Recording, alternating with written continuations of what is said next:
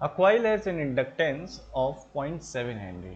तो यहाँ पर जो इंडक्टेंस है L इज इक्वल टू हो गया 0.7 हेनरी। रेजिस्टेंस आपका रेजिस्टेंस 220 ओम हो गया। आपका V अप्लाइड हो गया 220 वोल्ट हो गया। आपका ओमेगा 2 पाई एफ होता है, तो फ्रीक्वेंसी आपको 50 साइकिल पर सेकेंड दे रखी है, तो 2 पाई एफ से ये हो जाता है 100 पाई हो गया। अब कह रहे हैं कि wattless component of the current, wattless current आपको current of the component of the current होता है I sine pi, that is wattless. तो मुझे सबसे पहले आई पता होना चाहिए और साइन पाई पता होना चाहिए। तो ये कैसा सर्किट है आपका, एल आर सर्किट है, ठीक है भाई।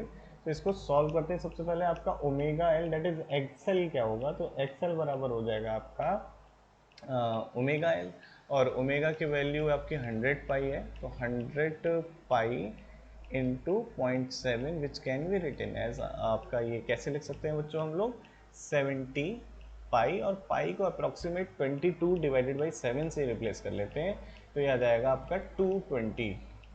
देखिए 70 इंटू 22/7 दैट इज 10, तो 220 आपका ओम ओमेगा एल आ जाता है।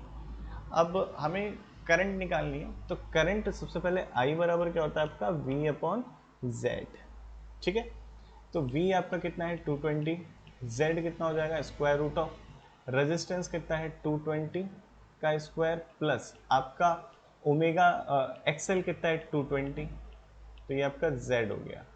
तो आप देखें तो ये हो जाएगा 1/√2, ध्यान से देखें 220 बाहर आ जाएगा, तो ये हो जाएगा 1/√2 एम्पियर करंट हो गई। अब हमें देखना है बच्चों कि इसका साइन फाई की वैल्यू क्या होगी, तो साइन फाई भी देख लेते हैं। तो साइन फाई बराबर क्या होता है आपका एक्सएल अपॉन जेड। एक्सएल कितना है आपका 220, आपका जेड कितना है दैट इज √2 ऑफ 220, तो ये हो गया आपका 1/√2, तो साइन फाई की भी वैल्यू आ गई। तो आई वॉटलेस की जो वैल्यू आ गई वो कितनी आ गई 1/√2 इंटू 1/√2 दैट इज 0.5 एम्पियर।